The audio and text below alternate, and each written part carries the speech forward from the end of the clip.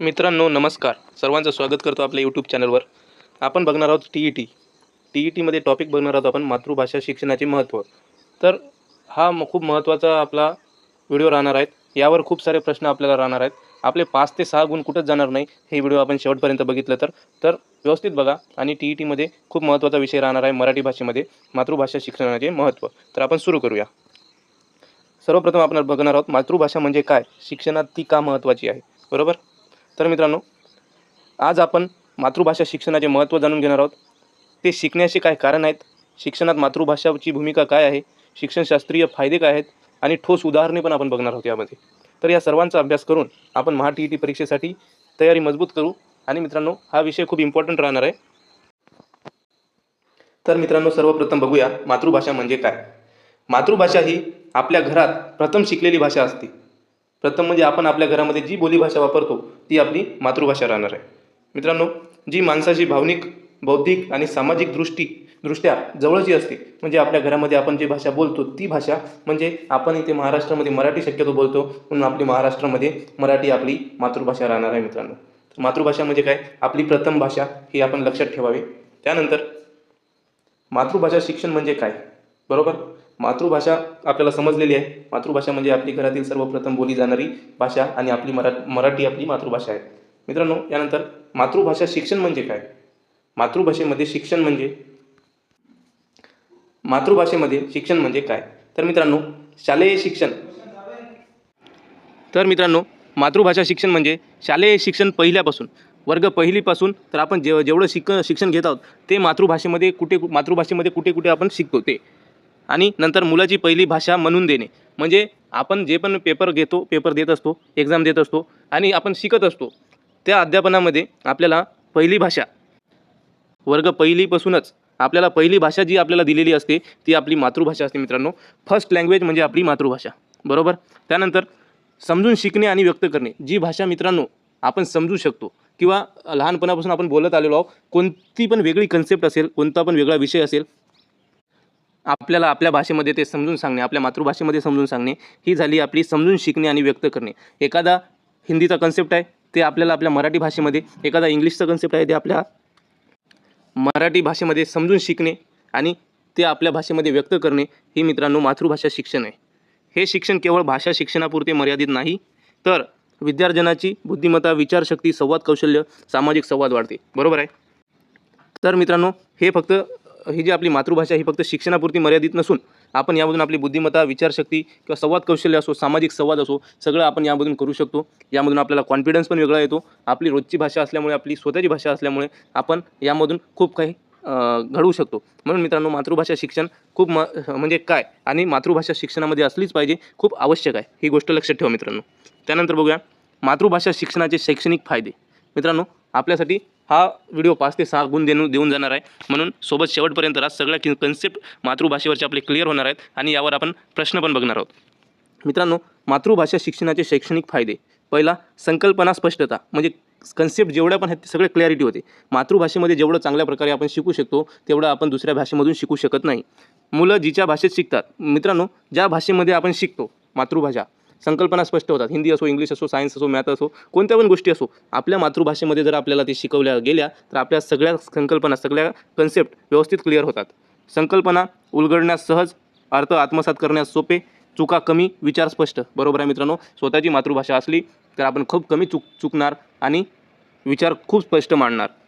उदाहरणार्थ घेऊ एक, गणितातील शब्दार्थ, विज्ञानातील सैद्धांतिक कल्पना मातृभाषेत समजून घेणे खूप सोपे आहे.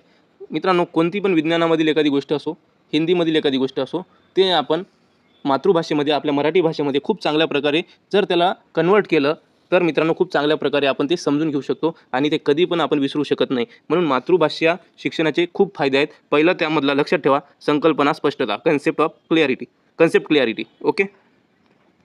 दुसरा फायदा बघा मित्रांनो, बौद्धिक विकास. मातृभाषामुळे कॉग्निटिव्ह डेव्हलपमेंट होतो. कसं? विचार प्रक्रिया मजबूत होते मित्रांनो. मातृभाषेमध्ये कन्सेप्ट जर क्लिअर झाली तर आपण त्या कन्सेप्टपासून अजून दुसरी कन्सेप्ट तयार करू शकतो, म्हणजे आपली विचार प्रक्रिया मजबूत होते. मातृभाषामध्ये समस्या समाधान कौशल्य वाढते.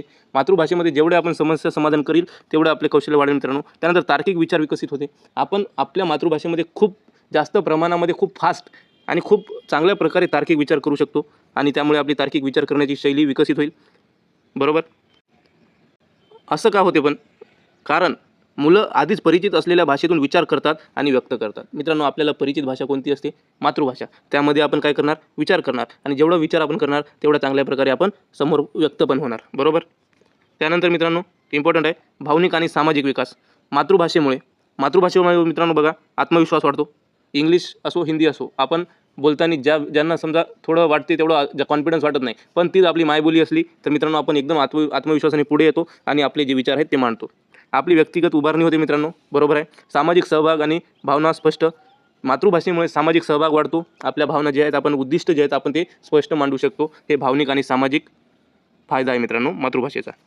त्यानंतर शिकण्याची गती वाढते. मित्रांनो, एखादी कन्सेप्ट आहे, मला इंग्लिश येत नाही, मला जर कोणी म्हणले इंग्लिशमध्ये मला समोर एखादं लेक्चर देत आहे, तर मित्रांनो मला जर इंग्लिश येत नसेल तर मला ते समजणार नाही. पण तीच इंग्लिश जर मला मराठीमध्ये कन्वर्जन करून सांगितली, ट्रान्सलेट करून सांगितली, तर मित्रांनो मी खूप चांगल्या प्रकारे ते शिकू शकतो. शिकण्याची गती वाढते. विद्यार्थी जी भाषेमध्ये विचार करतो तिला आधी शिकल्यास पुनरावृत्ती कमी. बरोबर. अभ्यासामध्ये उत्साह निर्माण होतो. व्यर्थचा थकवा कमी होतो. आपल्या ओळखीची गोष्ट असली, उदाहरणार्थ आपल्या ओळखीचा एखादा माणूस आहे मित्रांनो, त्याच्यासोबत आपण खूप गप्पा मारतो, खूप मजा करतो, खूप म्हणजे चर्चा करतो. का? कारण तो आपला परिचित आहे. तशीच आपली भाषा आपली परिचित आहे म्हणून आपण त्यामध्ये एक चांगल्या प्रकारे शिकण्याची गती वाढवू शकतो. हा पण आपला एक शिक्षणाचा फायदा आहे मित्रांनो. त्यानंतर उच्च शिक्षण आणि दुसऱ्या भाषांकडे सहज संक्रमण. मित्रांनो, मातृभाषा आपली ही एक लँग्वेज आणि ही आपली दुसरी लँग्वेज, ही आपली मातृभाषा आणि दुसरी भाषा, या दोघांमधला पूल आहे मित्रांनो. बरोबर. मातृभाषेमध्ये आपल्या सगळ्या गोष्टी खूप चांगल्या प्रकारे क्लिअर होतात. पहिल्या पाया मातृभाषेत मजबूत झाला की दुसऱ्या भाषा, इंग्रजी असो, हिंदी असो, कोणती पण असो, शिकणे अधिक सुलभ होते. मित्रांनो, मराठी भाषा आपल्याला येते तर आपण इंग्लिश असो, हिंदी असो, उर्दू असो, तेलुगू असो, कोणती पण लँग्वेज असो, आपण खूप चांगल्या प्रकारे शिकू शकतो. शिक्षा, आत्मविश्वास, संवाद कौशल्य वाढते. लक्षात ठेवा मित्रांनो, शिक्षा, आत्मविश्वास, संवाद कौशल्य वाढते. उच्च शिक्षण आणि दुसऱ्या भाषाकडे सहज संक्रमण. मित्रांनो, आता त्यानंतर बघूया फायदे. बघितले आपण कोणते कोणते फायदे आहेत, एक वेळा बघू आपण. बघा इथून. पहिला संकल्पना स्पष्टता, दुसरा बौद्धिक विकास, तिसरा भावनिक आणि सामाजिक विकास, चौथा शिकण्याची गती वाढते, पाचवा शिक्षण, उच्च शिक्षण आणि दुसऱ्या भाषांकडे सहज संक्रमण. तर मित्रांनो, मातृभाषा शिकण्याचे फायदे लक्षात ठेवा. यावर प्रश्न हमखास असतो आणि आपले मार्क जाता कामी नाही. मित्रांनो, व्हिडिओ आवडत असेल तर लाईक करायचा आहे, कमेंट करायचा आहे आणि सबस्क्राईब करायचं आहे. शैक्षणिक संशोधन आणि सरकार धोरण. युनेस्कोच्या अभ्यासानुसार मातृभाषेत प्रारंभिक शिक्षण गुणवत्ता वाढवते मित्रांनो. मातृभाषा शिक्षण गुणवत्ता वाढते. उच्च अपयशाच्या दरात घट, अपयश खूप कमी होतो मित्रांनो. सामाजिक सांस्कृतिक समावेश वाढतो. बरोबर आहे. सामाजिक सांस्कृतिक समावेश वाढलाच पाहिजे. त्यानंतर भारतातील राष्ट्रीय शिक्षण धोरण NEP मध्ये मातृभाषा, घरेलू भाषा, प्राथमिक स्तरावर शिक्षणाची प्राथमिक भाषा असावी. NEP मध्ये पण आपल्याला सांगितलेलं आहे मित्रांनो की पहिली लँग्वेज, फर्स्ट लँग्वेज आपली मातृभाषा असली पाहिजे आणि मातृभाषेमध्ये जेवढ्या सहजपणे विद्यार्थी शिकू शकतो तेवढं इतर भाषांमध्ये शिकू शकत नाही. म्हणून मातृभाषा खूप महत्त्वाची आहे. मित्रांनो, शिक्षक पालकांसाठी शिफारशी आहेत. शिक्षकांना भाषेची योग्य रूपरेषा वापरा. शिक्षकांनी भाषेची रूपरेषा वापरली पाहिजे मित्रांनो योग्य. जर एखाद्या विद्यार्थ्याची लँग्वेज दुसरी असेल तर त्याला त्या लँग्वेजमध्ये शिकवता आलं पाहिजे आपल्याला. हे आपल्याला आपल्यास आत्मसात करायचे आहे. मुलांच्या भाषिक क्षमता ओळखा. मुलांची भाषिक क्षमता ओळखायची आहे. संवादावर आधारित शिक्षण द्या. संवादावर म्हणजे डिस्कस करा, चर्चा करा, त्यावर आपल्याला आधारित शिक्षण द्यायचे आहे. पालकांसाठी घरात मातृभाषेत संवाद, मातृभाषेत करतोच आपण. मुलांना बोलण्यास प्रोत्साहन. जे विद्यार्थी बोलत नाही त्यांना बोलण्यासाठी प्रोत्साहन द्या. वाचन लेखन वाढवा. बरोबर. सामान्य परीक्षा योग्य प्रश्न बघा मित्रांनो काय राहणार आहेत. मातृभाषेत शिक्षणाचे मुख्य फायदे कोणते? प्रश्न आहे आपला. मातृभाषेत शिक्षणाचे मुख्य फायदे कोणते? उत्तर आहे समज स्पष्टता, मनोवैज्ञानिक स्थैर्य, सामाजिक सांस्कृतिक संवर्धन, बौद्धिक विकास आणि भाषा संक्रमणास मदत. दुसरा प्रश्न, मातृभाषा शिक्षण का आवश्यक? उत्तर आहे कारण ते शिक्षण अधिक परिणामकारक, अर्थपूर्ण व व्यक्तिमत्व उभारणारे बनवते. मित्रांनो, अजून तुम्हाला जर प्रश्न हवे असतील आपल्या मातृभाषेवर या आजच्या टॉपिकवर तर मला तुम्ही कमेंटमध्ये नक्की सांगा. मी उद्या सकाळी तुमच्यासाठी तो व्हिडिओ घेऊन येईल आणि ज्यामध्ये आपण 15 प्रश्न आपण या आजच्या टॉपिकवर घेणार आहोत. मित्रांनो, तुमचा हा टॉपिक डबल बघण्याच्या कामी नसावा. आजच तुमचा सगळा अभ्यास व्हावा आणि डबल यावर फक्त रिव्हिजन शेवटची असावी. असा आपल्याला अभ्यास करायचा आहे. काही तुम्हाला जर डाऊट असतील तर तुम्ही मला नक्की कमेंटमध्ये विचारा. जर तुम्हाला व्हिडिओ आवडत असेल तर तुम्ही लाईक करा, चॅनलला सबस्क्राईब करा आणि मित्रांनो कमेंटमध्ये तुमचा प्रतिसाद नक्की द्या. कन्क्लुजन, मातृभाषा शिक्षण ही फक्त भाषा शिक्षण नाही. बरोबर. पूर्ण शिक्षणाचा पाया आहे. मातृभाषा पूर्ण शिक्षणाचा पाया आहे मित्रांनो, फक्त भाषा शिक्षण नाही. जेव्हा पाया मजबूत असेल, ज्ञान विस्तृत होते, विद्यार्थी आत्मविश्वासी बनतो, राष्ट्र उन्नत होते.